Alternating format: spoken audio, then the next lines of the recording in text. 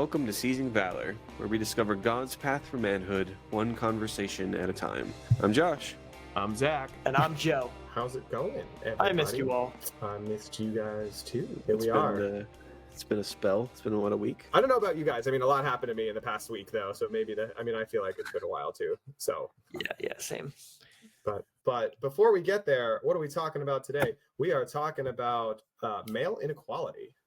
So there, it's definitely. I don't know how to describe it. It's a topic. It's a topic that we are going to talk about. It is subjectively a topic. That's right. Yeah. Just a case in point, a lot of guys, a lot of men are falling behind in certain areas of life just because of the systemic challenges. And it's kind of a buzzword because a lot of it is more towards talking about in the mainstream gender disparities, more so problems about girls and women. But I think as the pendulum swings, boys and men, they encounter the struggles of their own in certain areas, and we're going to try to bring that to light. Just so everybody's knowing, when we get to it, a lot of our discussion is going to be based on a video by Big Think. Yep. By, what was the guy's name? Richard Reeves. Richard Reeves, who is the author of the 2022 book of Boys and Men, Why the Modern Male is Struggling, Why That Matters, and What to Do About It. So if anybody wants to listen to that video to kind of maybe get some context, it would definitely be shorter than reading that entire book, but you can do that too if you want, I suppose. But just to get some context what we're talking about. Boys and men are falling behind right now in 2023. And it's a shocker to say that because the majority of discussions on gender disparities in mainstream media, they tend to focus on systemic challenges faced by girls and women primarily, but not boys and men. Like I said before, there's not a lot of mainstream discussion on boys and men. That's what we're going to talk about today. Long-term data, granted, thank you for this shout out to Richard V. Reeves, author of Boys and Men, Why the Modern Male is Struggling, Why That Matters, and What to Do About It. Data from him reveals something curious, of course, but terrifying at the same time. This trend in recent years, in recent decades, American men, actually I'll just say Western men, have been faring increasingly worse in multiple areas. Education we'll talk about workforce participation, we'll talk about wages, and primarily, most importantly, fatherhood, because this is probably where it all stems from. And I think, I think it's pretty obvious. I think a lot of people are aware of this. I think people don't want to call it out for the, reasons, but because for some reason it can be a little controversial to talk about men's issues. Because I think the modern mindset's like, well, therefore it is not. It's like ignoring women's issues when that's not what we're doing. Like we don't want to say that. We want to say, like, let's just look at this for a second. Like, let's look at this little part of the pie and see the shortcomings and issues so we can try to restore. Especially when discussing like gender inequality issues, I think a lot of people look too much at like the very top or like the top layer. They describe this a little in the video, like up in the the top in the corporate world and like the high levels of employment and that type of thing. Which yes, and there's like still inequality there that it's like men still, like he said, like men and women look around in there and don't see all this stuff we're about to talk about. Like there is still that gender parity, like where like the top men still make more than the top women and that type of thing. But like below this surface, and we're talking more at the working level people.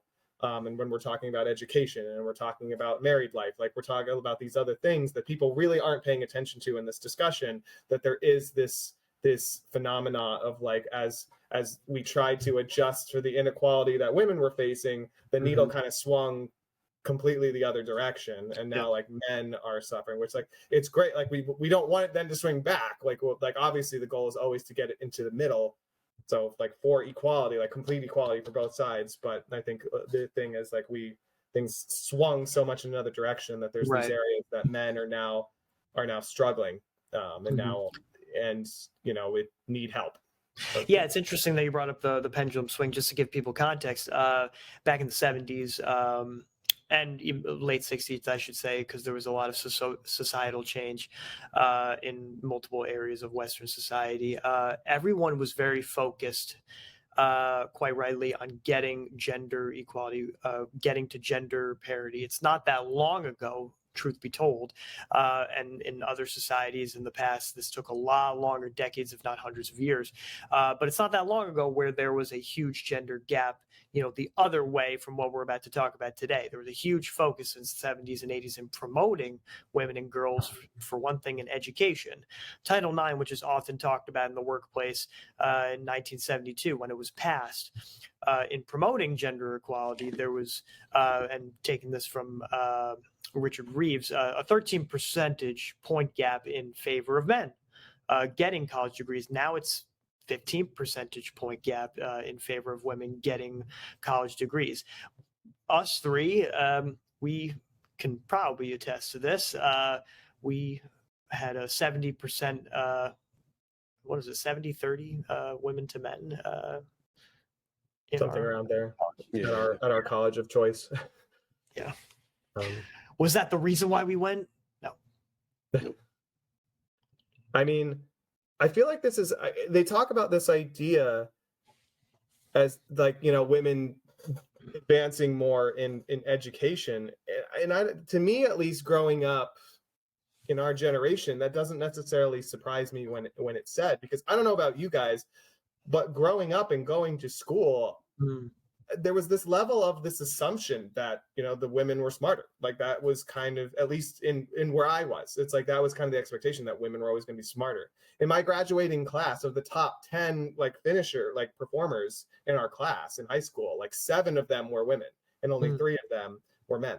Like there was always that expectation. I think at least like 2 of the top 3 then were women. Like it was I don't know. There was just this expectation, I feel like, that, women were more intellectual and then men were a little bit more physical. It's like, oh yeah, the men like in their sporty stuff and all that stuff. But like the women are the ones who are studying hard and who are like getting better grades. And it was just kind of expected. And then when a guy got bad grades, it's just like, I don't know. It felt less, I don't know, like people just kind of expected it more, I suppose. Yeah. Did you guys face anything similar like that when you were like in high school, middle school? 100%. I mean, that's exactly what it was. Yeah. I would say a lot of, I can't think of a specific moment, but it was an amalgam of moments where, I can't think of all those moments back at recess, but I can think of many times where girls go to college to get more knowledge, boys go to Jupiter to get more stupider. Where did that come from? I don't know, but there's something that happened between yeah, but I always was one of those idiots that switched it to boys go to college to get more knowledge just because I was insecure about it. Right. Well, but, I think definitely the school that I went to, that's how it was too. It was like the same thing. The top 7 were girls, and then from then on, it was like a few guys after that, like the best in the class, And so, I think that's a very common thing that we all kind of experienced and grew up in culture, and the statistics say that too. That women tend to succeed in education, and males are falling behind a little bit. But then you have to ask yourself the question. Richard did it for us, but then he brings this idea up that is very thought provoking, that the women's movement in the 70s and the 80s. Once they got those advantages in education, it was impossible to look the other way. That it definitely does favor women. It does favor to that strength of theirs, which leads me into just to clarify for everyone listening, he means the education system. Yeah, favors women. The system of it. I'm sorry. Yeah, but Richard, he argues, let's start boys in school 1 year later. In terms of brain development between men and women. So he says that once we get to peak brain development, there's actually not much that differentiates men and women in terms of capacity. Like, we've already talked about here how there's like differences inherently between men and women, but in terms of like brain capacity and like your potential knowledge, there's not a difference once you reach full maturity. But in terms of where the difference lies is in development. So girls, I think it was like the frontal cortex region, like your decision making, like your, how you reason things out, that type of thing, develops earlier in women than it does in men. And that kind of corresponds with the fact that women usually go through puberty before men do as well. And even I know, like for men at least, like, you don't reach full mental maturity until like 26 or something like that. But like it's this idea that women develop sooner. So there's this Yes. level of they have a little bit of an advantage in these years, like when you're in high school, so it's not even just that they have more capacity for knowledge, but they also have more perspective.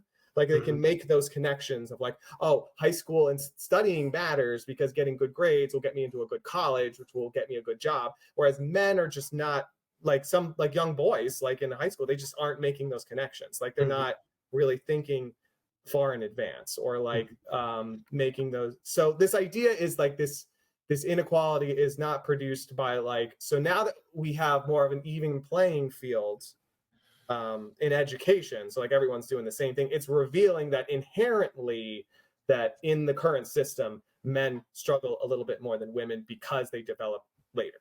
Yeah, So and thus because boys' brains mature more slowly, them starting school a year later would mean that they would be more developmentally closer to being peers with the girls in their class. Yeah, and I think that's a interesting point.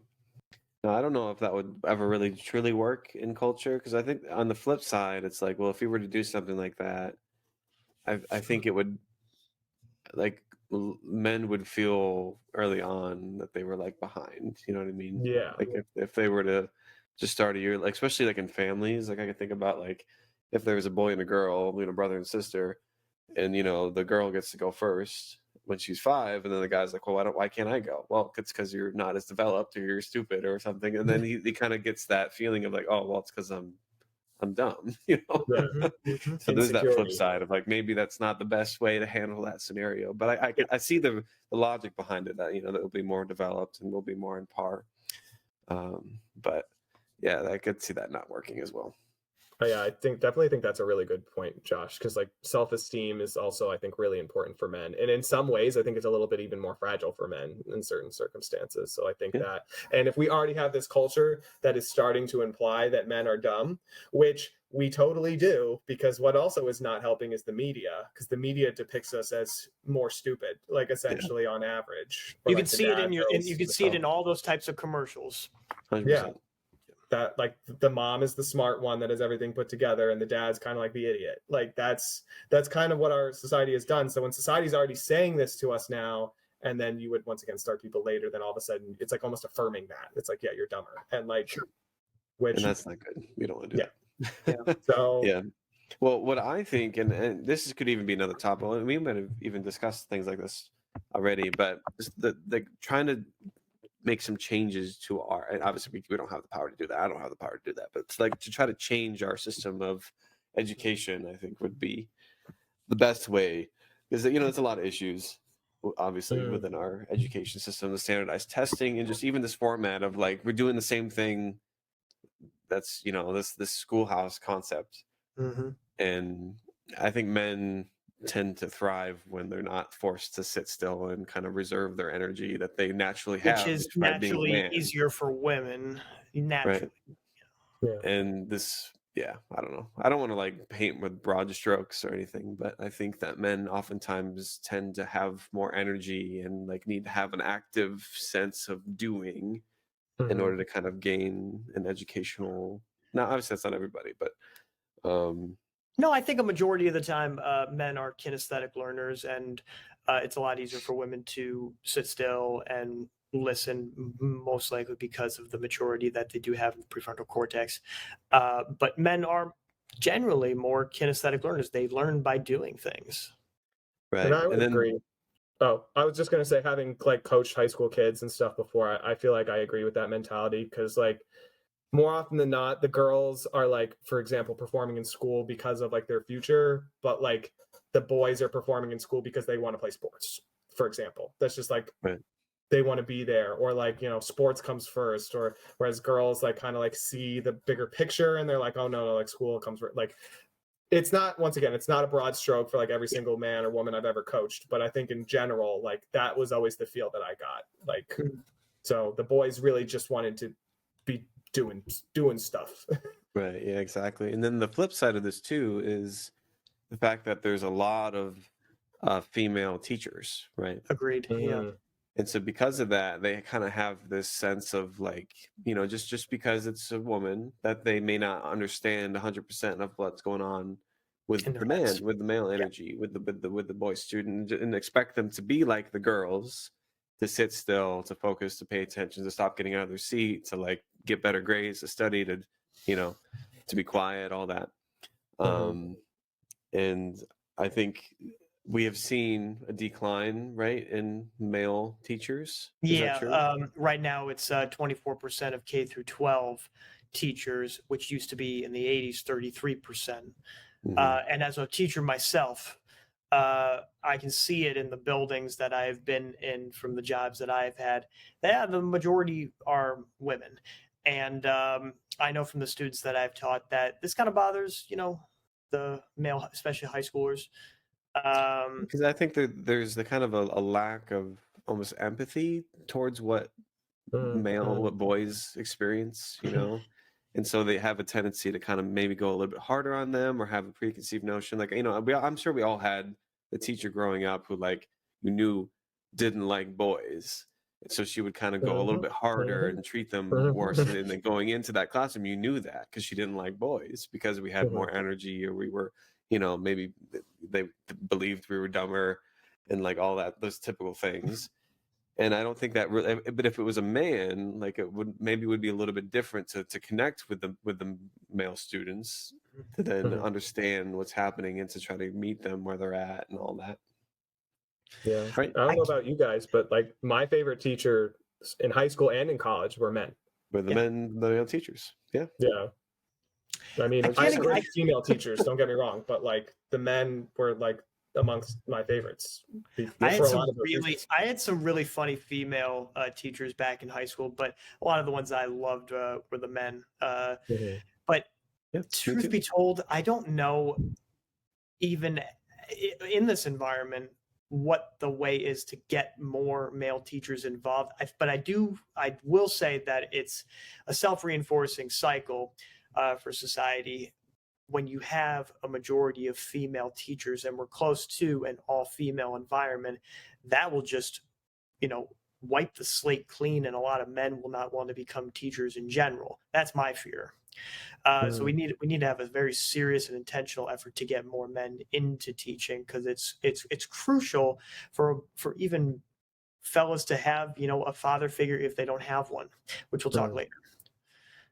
Yeah, like the men very much lead by, or learn by example too. So like when they don't have someone doing the thing, like, not having a teacher to be like, I want to do that, like they're far less likely to do it. Like, they need someone kind of to look at, to inspire them, I suppose. That's like them. That's a man. So yeah, and obviously it's harder for us to emulate female teachers, women teachers. I think just by nature of how emulation works, you know what I mean, how admiration works. Because, I can think about all the people like our age, and even some a little bit younger, who like are now in the workforce, like all of them who are teachers, like the reason why they're teachers is because they had a good experience with a teacher, which then pushed them to like, well, I want to do that. I want to help kids. I want to do whatever. And oftentimes, like, even just me asking, like, two of my sister-in-laws are teachers, and like, why did I remember asking them, like, why do you want to do this? Because they both had great female teachers who they really connected with, who they enjoyed having, and then that encouraged them to do it themselves, and so there's something to that, I think. So maybe we should segue this kind of into like this idea is like education is not the only place in the workforce where men are facing kind of this decline, or kind of this struggle of representation, I suppose. So I know in the video he talks a lot about like the heal jobs. So like we have STEM jobs, which is what, science, technology, engineering, and mathematics, I think. Yeah. And then heal jobs are healthcare, education. I don't remember what the A stood for. Arts. And arts. Yes, the arts, and then I just had it. I lost language. Language, something like that. I was on such a good roll and then I lost it.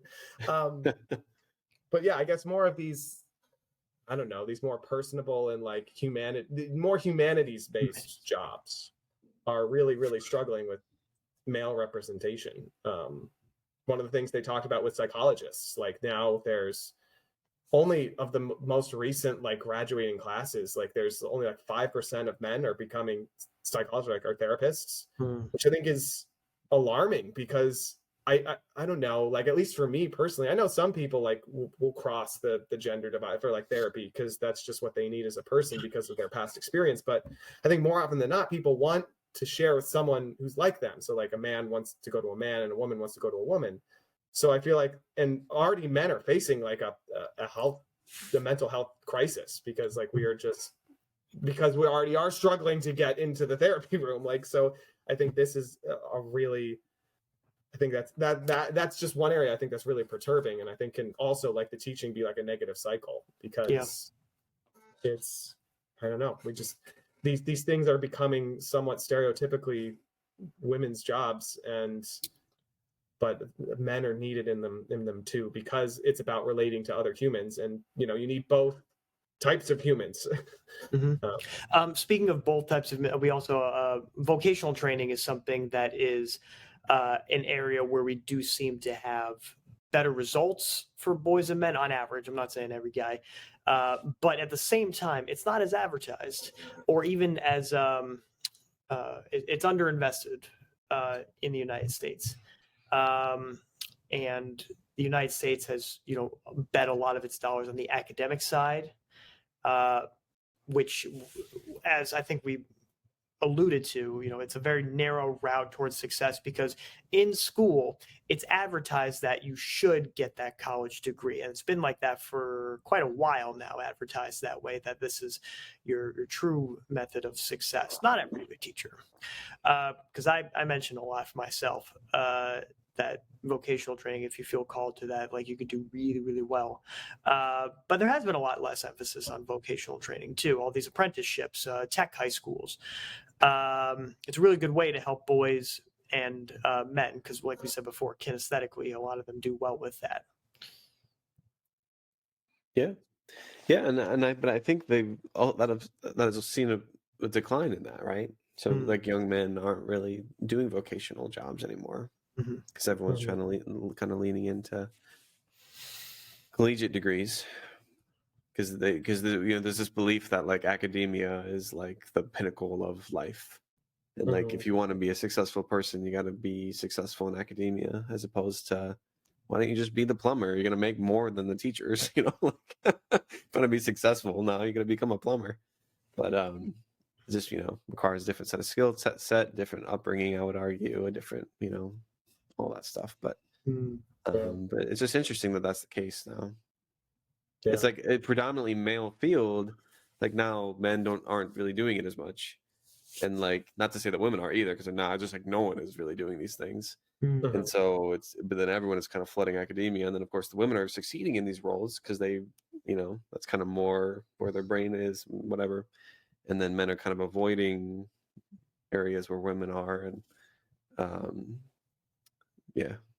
right. Is that right? Yeah, I mean we talked about this a lot, I think, in like our college episode, just like this idea of America advertising that the academia or like the college route is like the only way to go or the only way to be successful, and that if you don't do that, like you're a failure, or like if you don't do that, you're dumb, or like if you don't do that, like this idea of just getting a job or going to a tech school or getting just certifications in something or any of this, or community college, like all this stuff is being downplayed, which I think is terrible because like everyone might think that especially, and this is starting to get political, but like everyone thinks our country is built on this academia and all these smart people, and that's actually not true. Our country is built upon the working class. I agree. And the people 100%. who like labored, like this, but now our country will not stand up like if we get rid of the labor class. That's the thing. If we only become intellectuals, we're gonna like fall into ourselves.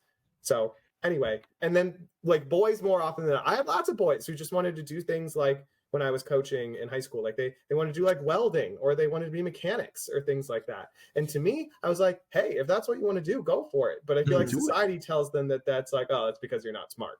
Because you're dumb. So like, Even though I would And- argue that like some people are like they're not supposed to be like an intelligent type vocationally. You know what I By mean? their standards, I By agree. this by that standard, you know, like I Yes. think about someone like me, like I'm a smart person, but I'm not made for academia. But yet I went to Mhm. school. You know what I mean? But maybe I would have done better if I was somewhere else. You know, pushing a different vocation. Yeah, But honestly, with intelligence, it is a spectrum because of the fact that we have been taught and raised as a society that um, it's by a certain standard, and a lot of that does not fit into. It's like fitting a triangle into a square peg. You know, Right. it's not going to work for some people. Like it's Mhm. just Mhm. not. I saw And this that meme once that was like our education system, and it was like a teacher who was telling their class to climb a tree, Mm, but the classmates were like different animals. So it was like a monkey, and then it was like a lion, a bear, and then it was like a worm and a fish, and saying like you're only gonna be successful if you can climb that tree. And like that's honestly what it is. mm, It's like you forget that people are different and that not everyone is an academic type. Not everyone is a math major. Not everyone is good at these things, nor should they necessarily be. I mean, it's good to be well rounded, but like we all have our own differences and things that we're good yeah. at that we should pursue. But if you're telling everyone that they have to do this when maybe they weren't meant for that, maybe their brain was wired differently and they would be better working with their hands, like how is that serving them? How is Yeah. that helping them? Mm. Yeah. So it's crazy. And if all of you want to learn more about our thoughts on this topic, you can go check out our Should You Go to College episode, and you can definitely hear an hour's worth of more things like that. But I guess like maybe like for time's sake, we should move on to our last point here, the last area that men are struggling and falling behind, which is, as Joe said, in the family life, in fatherhood, their place in the family. And I mean, what was it like 1 in 4? I think the statistic was like 1 in 4 like families, like the father's not there or something like that. Joe, do you have the statistic? Yeah, two out of 5 households in the U.S. Well, first off, the woman is the main breadwinner, and 40% of American women earn more than the average man. But what about like That's the more idea of the than one male in being four. there? Um, Yeah. Sorry, say that again, Zach. That Well, question. what about the statistic about just like men being present, or like being like there in the house versus just it being like a single, like men not being present? I feel like there was a statistic at the beginning of that section that was Yeah, I like think one it in was four, one one in in four families 1 in don't 4? have like a Okay. man present, or like 1 in 4 men are separated like from their family, and that's unfortunate. I mean, like, and well, this also reflects just like a deeper problem in some of our modern society's views on marriage and like going into marriage and like staying in marriage and things like that, and like, you know, sexual promiscuity and like having kids outside of marriage. Like there's a whole thing we could go and do in that, but like this idea is that when a male and a female don't stay together when they have a kid, like more often than not the kid goes with the mom, which is not necessarily, I'm not going to go out there and say that that's like 100% wrong, even though I really think it should be a system more of like they should really find out who is the most suitable of the two parents. Yeah.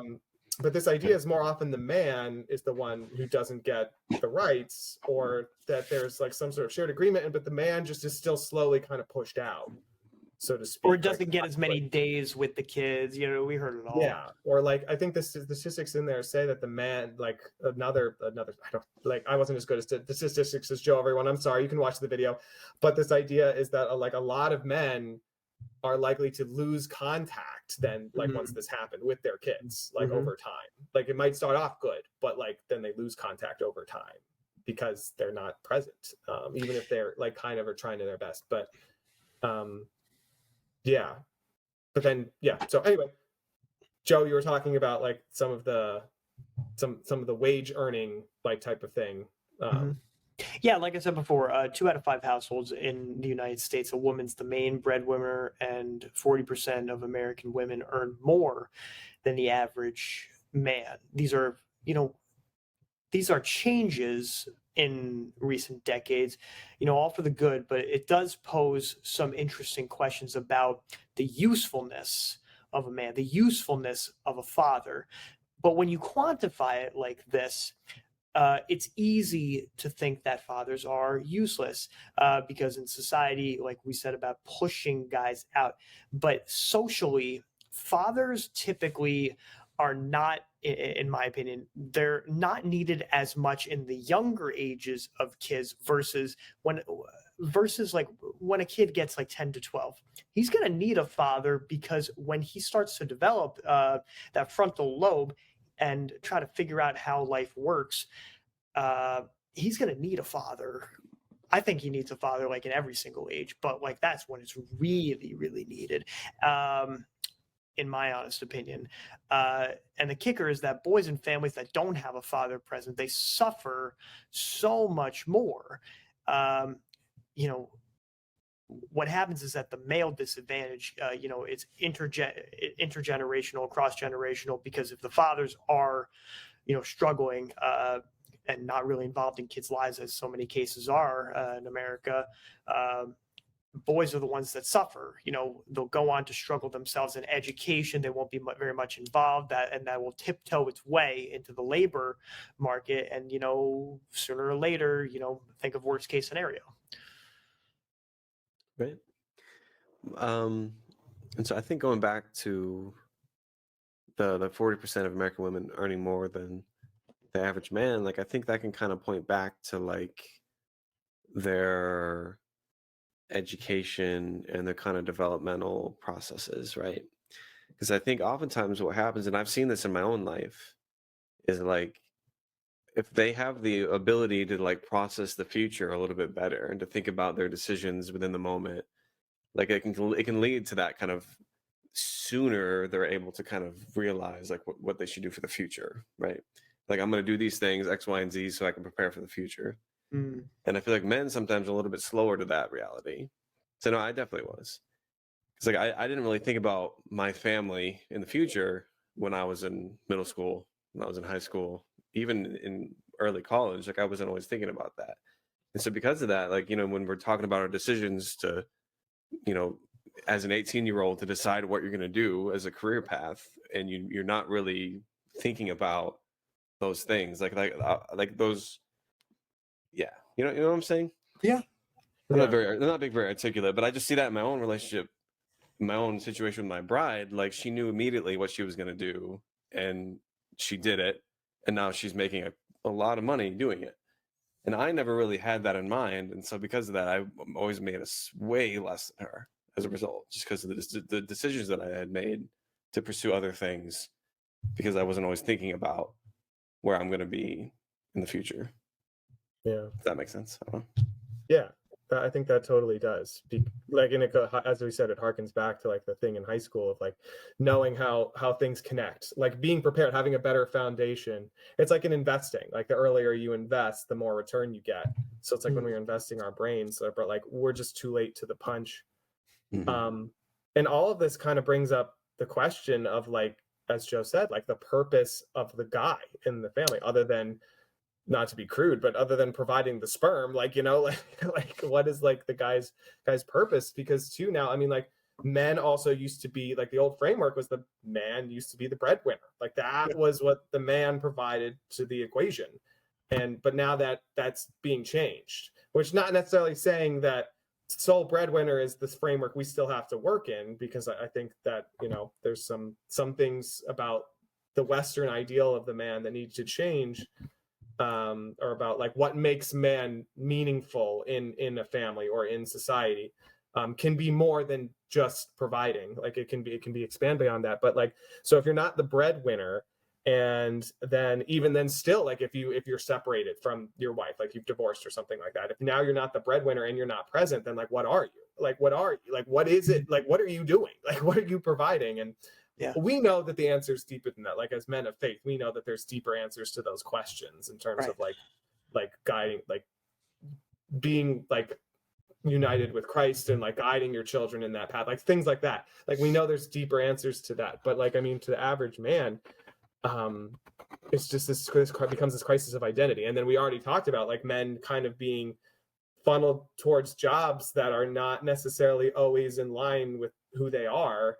And so you have that, you have the misplaced like identity and fatherhood. Like there's just this whole identity crisis, I think, that's going on with men, and this crisis of feeling useless or purposeless, which I think hits men really, really hard, because we're such beings of doing, such beings of action. So when we have nothing to contribute and nothing to do, I think it hits us even harder.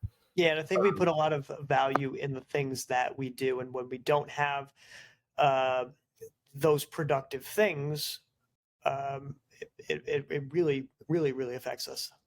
But yeah, and then that leads to disparity, which leads to, trying to do something to fill that void, which leads to substance abuse, and then eventually suicide. Like I think all that stuff is very much on the rise, and all of that kind of, Yeah, because men don't know where their place is going to be, and the statistics show that like that also, like the substance abuse, suicide, like is all higher in men in our current society.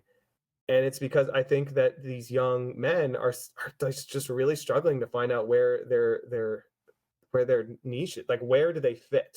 Like, where is it in this new modern world that they fit? Now, as I said, men like us of faith know that there's a place for all of us beyond just like our utility, and like where we are. Like, we all have a place in Christ, and He all has a purpose for all of us that transcends and doesn't have anything necessarily to do with cultural frameworks or anything like that. That He calls each of us to a purpose, and that we're each loved. So I mean, yes, that is a way, but that doesn't mean that there still isn't a crisis for men like right now, and like trying to find that. And how does our society shape itself going forward to give both men and women a place that keeps the needle more towards the center rather than one side or the other? And I think there's a need for both, right? Like it's a balance between the two. Like obviously you need to be someone of faith to realize the value and the worth of you and of who you are and what you mean to the world and to women and to children. But then also just the nature of utility too is important, because if we're not doing things here, like there is that sense of like we kind of lose sight of your purpose outside of faith when you're not really achieving much here on earth. You know what I mean? Because like we're both body and soul. And so like I see that in my own, and I'm sorry I keep bringing this back personally. No, that's what this podcast is about, man. We make it personal. That's what we do. Because like I'm feeling that too, just from because I'm a man of faith, but I struggle with the fact that I'm not the breadwinner. And then I look at the decisions that I've made and all that stuff to kind of, and leading up to that, and there's a lot of regret and there's a lot of pain and that sense of uselessness. Like I feel that constantly, even though I know I'm a dad, I know I'm a husband, and like that is important, and that is usefulness. But just the fact that I'm not bringing in financially, I'm not providing, it just feels like I'm useless. Like I'm not doing what I'm supposed to be doing for like the betterment of my family. And so I just know from that level, it's like I can feel that. So there is a sense of like it is important for us to be doing things in service of family, friends, culture, even just ourselves, to have a goal as men, but then also in line with the reality of, because obviously if you just do that, if you just have everything you want but you don't have faith, like you're still depressed when you're at the top. So there's that sense of like you need both things.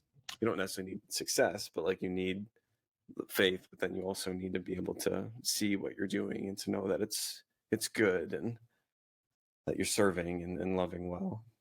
So well said. Yeah. But I think this third point about fatherhood is just, I think it's tragic, because I think it's like, as Joe said at the beginning, I think it's the root of all these problems. It's like this loss of identity in fatherhood, because I mean, we've mentioned several times on this podcast that the call of every single man is fatherhood in some capacity. And that doesn't mean like producing offspring and raising them in every sense, but whether or not that's like in a ministry sense, guiding people as like a father mentor figure, or in Joe's case, like he's a teacher, he's being like a father, like to those kids. When I was coaching, I was kind of like sort of a father mentor figure to them. Obviously, Josh is a literal father. Like, I mean, all of us are called to fatherhood in some capacity, whether that's in our professional lives or just in whatever way we live out our vocation. Fatherhood is what we're all called to. So when we have this loss of understanding, or this of like what fatherhood is and like how do we do it, like how do we accomplish it, I think that's pretty much the real crisis that we're facing. And Joe said one of the biggest problems is that when you don't have, for a lot of people, obviously this is not the case for all of us, but like when you don't have a good father figure, then you don't know how to be a good father, because as we said then with the teacher thing, like it's like you men learn by example. So in order to be a good father, most times you have to see a good father, like and mimic that, or you know what I'm trying to say? It's like this idea is when there is a missing example, then we have to try to start from scratch, and sometimes we fail. And this can be discussed at a different point, but I definitely want, like, this just came up. Kids don't know how to have a healthy relationship if they do not see a father in the family. They do not see them typically. And even just from a practical standpoint, a single family household, like whether it be just the man in the house or just the woman in the house, it's not practical financially for the family. And it's also just socially not good for the kid. Granted, there are exceptions to this, and I've seen them, but generally speaking, it's not, it's feasible. It can work, but it's running on fumes. Right. And I think, well, what happens too is, like we were saying, if dad isn't home, so what is like a son, like what does a boy experience then? He experiences his mother, and he experiences female teachers, and then he comes home. So like if there's no father within the home, it's like that oftentimes they don't have men at all to be a role model for them. And so all they know is that dad leaves and does what he wants. And so then that's what I'm gonna do to grow up to do. You know what I mean? Because they don't have that better role model. They don't have that. And so that's what happens, right? Is there's just this cycle, like what you were talking about, Zach. And so you need like someone to have a positive experience with a man who can be a good role model for them, who can encourage them to do something outside of that, so they can kind of break these generational cycles. Like I think about my family. My family goes back several generations of bad men, from generation to generation down to me. And so like I feel like I'm the one who I want to shift this. Like I want to break free of this, because that's what happens. Because you just know what you grew up, and it's hard to give what you don't have. It's hard to give what you weren't given. And so that's why there's a need for mentors. That's why there's a need for men to stand up and to be good role models and good leaders in the world, to strive for all of these things. I mean, that's what we're doing. Like, that's why we are doing this podcast, is so that we can encourage men to achieve and to seize valor, and to realize the importance of honor and like what it means to be a man, so that we can go out and change the culture, so we can change the world, we can change our families as a result of this. You know what I mean? And so that's what we need. That's what we need. So we can break these generational cycles of brokenness and pain, and that are just perpetuating the problems of our world. If you fix men, you fix the world. Now, obviously, you can't have perfection, because Christ, came to, bring us back to himself and all that stuff. I just lost my train of thought there, but yeah, you know what I'm saying? Jesus is perfect example. Not I really all men think can that be perfect.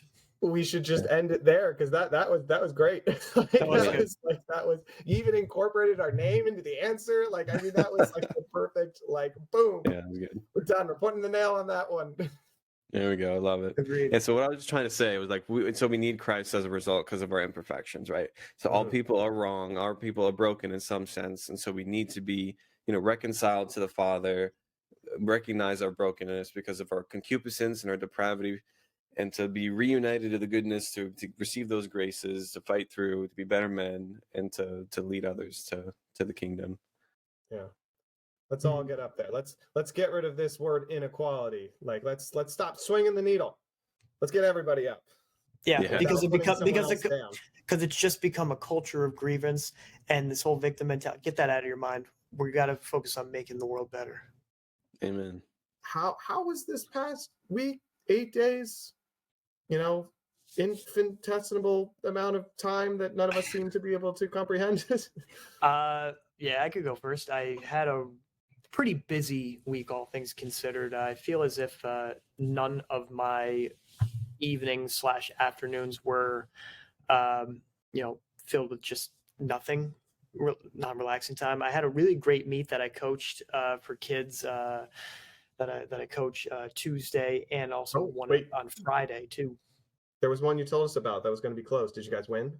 We actually won the swimming portion, but the diving we lost by 4 overall. So the kids didn't care. Like that was wonderful. Nice. We didn't have any divers on our team anyway. So by all intents and purposes, we killed it. Yeah. But you won by 4. How does the number system work for that? The number system works by exactly. Like judging? Yes. Well, for the divers, yeah. You get a certain amount of points based on what place you get in each race or competition. So like I know when I was in high school, it was 6, 4, 3, 2, 1 for first through fifth, and then 6th would be 0.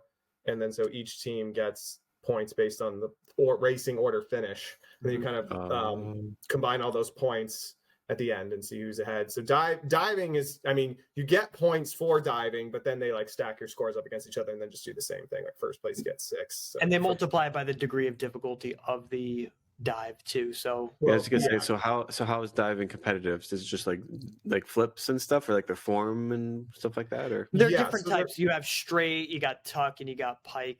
Well, I think what he means is like what they're judging it based on. It's like there's a bunch of different factors of form. Like so, like how clean an entry you have, like how completely together your body is upon entry, whether you finished your rotation, whether you come off the board in a controlled manner. There's just like a lot of things that go into judging like general form, even like the form of your takeoff, like things like that. So as Joe was kind of saying, within diving itself, they give you a score. So like they each give, so you get like you like, just for sake of example, you get 10, 10, 10. So there's like 3 judges. You add that up, that's 30.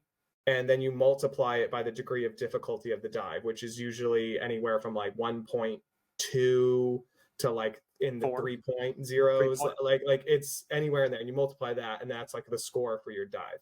And then you do 6 dives, and you add all those scores together. And then so like you compare each person to the other. Then like so. Very cool. I had no idea. I had to coach diving for a year, even though I've never dove in my life. So I had to learn quick. There you go. What else did I do? I saw on Saturday Avatar: The Way of Water, and I gotta say I would give it like a 5 out of 10. There were some good qualities to it. Good subject about men being parents, fathers. I saw it too. I saw it with Elise, and I would give it more than a 5. Yeah, it was. I was genuinely surprised. A lot of it was a repeat. I would have given it an 8 probably, but yeah, I mean, to me, I think it was probably like 7. I liked it. I thought it was a repeat. I thought it was a repeat of number 1 in a lot of areas. I saw it technically in like Dolby surround sound, which made it very immersive. Speaking of it being The Way of Water, I drowned while I was watching the movie too. So there's that, very immersive. When the fire happened, I was burned alive. They really do. 4D, huh? They really amp the immersion since 2009. Props to you, James Cameron. That's what really brought it up from like a 4 to a 5. So I got to hand it. It was pretty ballsy installing all the pyrotechnics in the movie. Oh yeah, I know. Like every movie theater. No wonder it cost. No wonder it had to make like $1 billion to break out even. Right? $2 billion. $2 billion. Fire. Fire ain't supposedly it's about to pass No Way Home, or might have already by this point in time of the episode.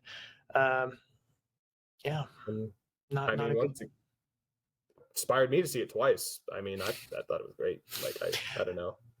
I got bored. I got bored like halfway through, except for like probably as the a best swimmer, part how of can it. you even say that? The water was like half the draw for me. I'm like, oh my gosh, I love this. Yeah, all that CGI water. It was so but good. It's actually not 100% CGI water because they did all of that in real water. They and they now hold the record. Kate Winslet, who is like the pregnant woman, holds the record for like 7 minutes underwater, passing Tom Cruise.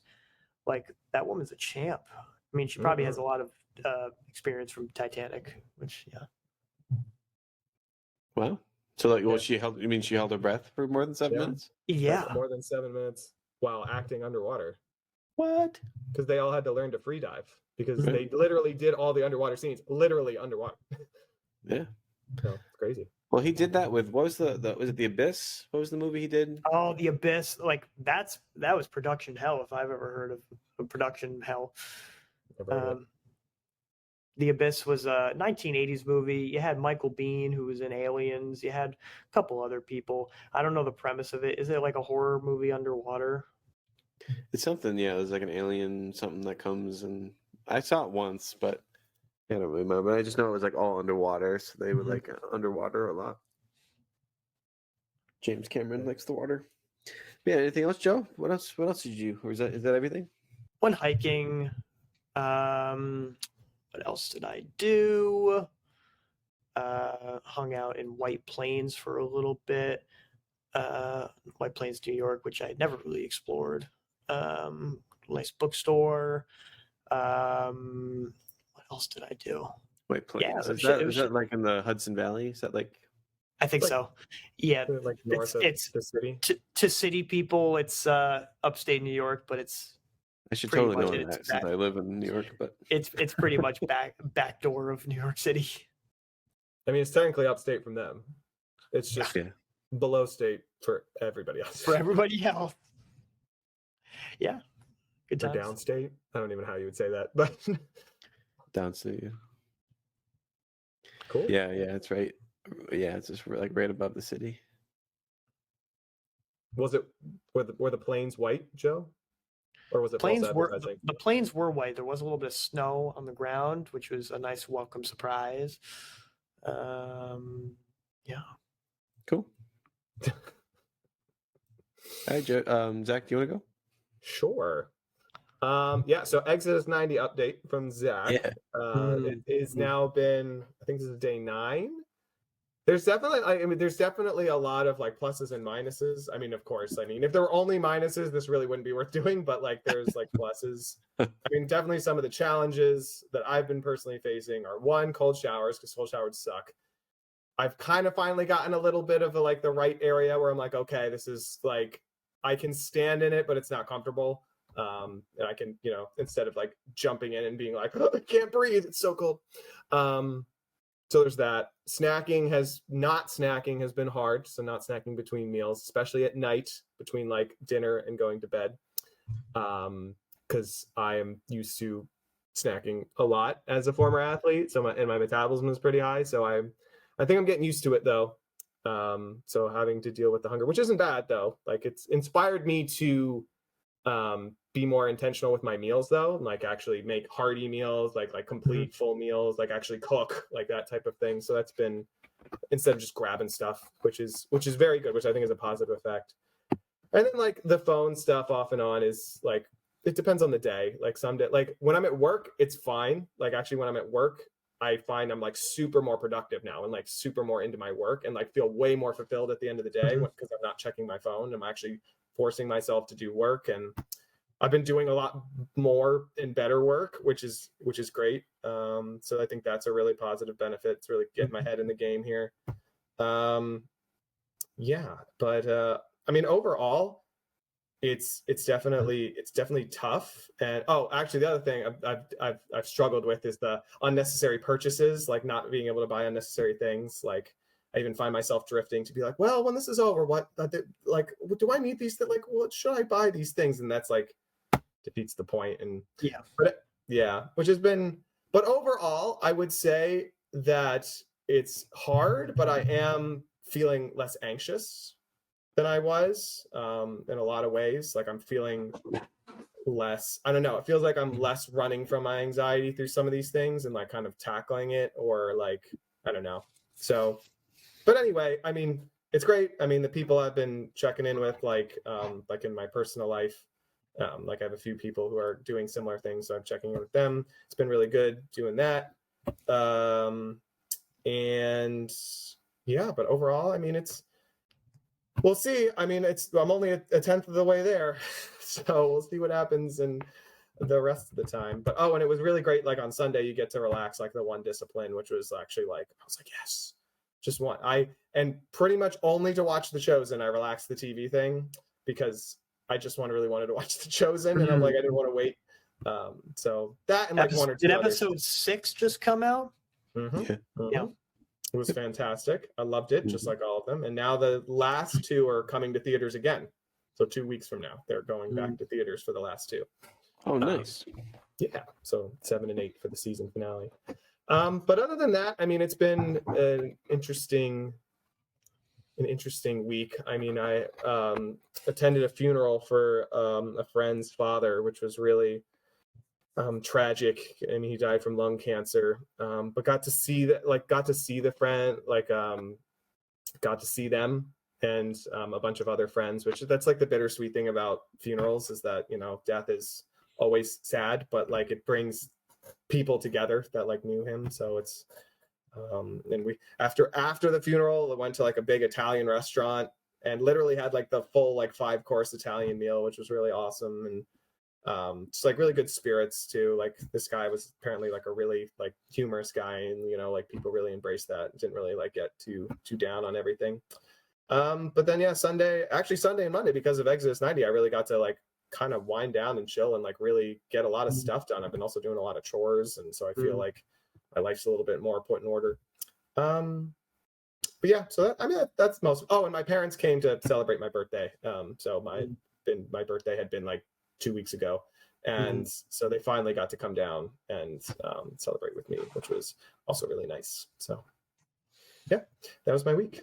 So that's check-in number 1. Everybody listening for Exodus 90, stay tuned to see how desperate Zack is by check-in number 2. There you go. Very nice. So my week was pretty good. Nothing too crazy to report. Just saw a few movies and hung out with a family, which was good. Claire had a lot of days off, which was nice, so she was home. And like I said, we saw Avatar, and I liked it. I thought it was a little too long, if anything. Some things were a little stretched out. Yeah, but I did enjoy it. I thought definitely the a low visuals point. were Definitely a low point midway through. right, but the visuals were just incredible. And I love the family, and I love like that dynamic and the dad, the father. Like I love that. Yeah. Then last night we saw Rebel Without a Cause again, and I showed it to Elise for the first time, and that was really great. And then we watched The Chosen after. And yeah, it's been good. Can't complain. Started exercising again, which is good. Yesterday, the goal. I want to start working on my pacing and my running again, and try to get healthy and good. And so yesterday and today, I did some running, and I got a 9-minute mile, which is the first time I've ran in a long time, and I felt pretty good about that. Because normally it's like 10 minutes or so.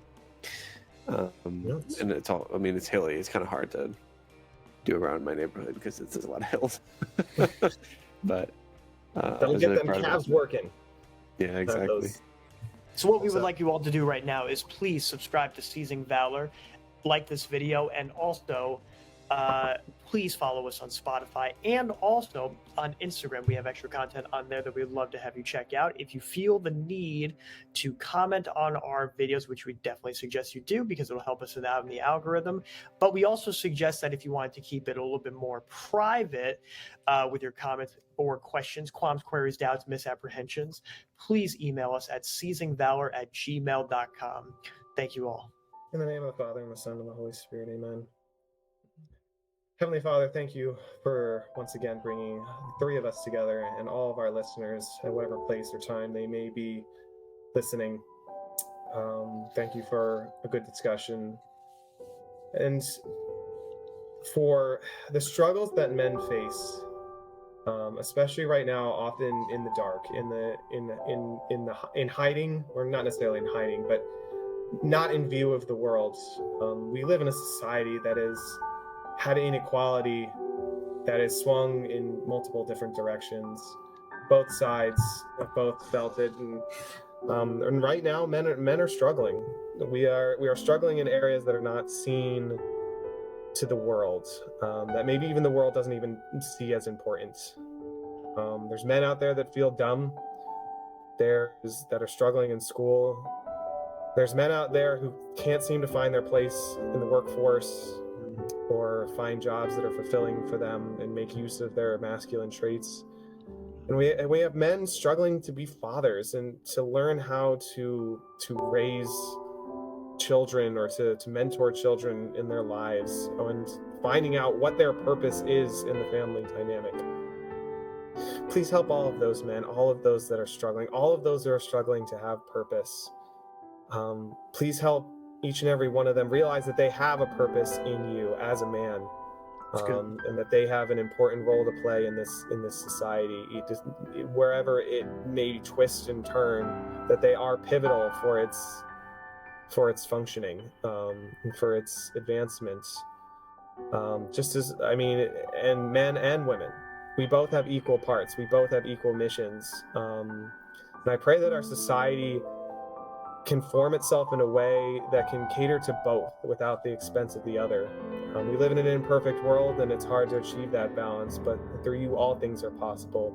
So I pray that one day that we may get to this point where men are completely affirmed for who they are as men and what they can do, and then women are completely affirmed as women and what they can do, and both are held in equal regard, and both are given equal opportunities respective to who they are, and not necessarily and who you made them to be, more importantly, and rather than any standards that we set. Comfort all of us, and strengthen us, and help us to be men like you, and help us to help each other, I guess, is very important. Help us to help pick each other up, and help us to empower and affirm each other, and help each of the three of us and anybody listening, especially those that are men, to remember to go out and be a good example for other men and for especially for young boys. Help us to be good examples and help us to guide them as best we can. In Jesus' name we pray. Amen. Amen. Amen. Amen. Thank you all for attending. We will see you all next week. God bless.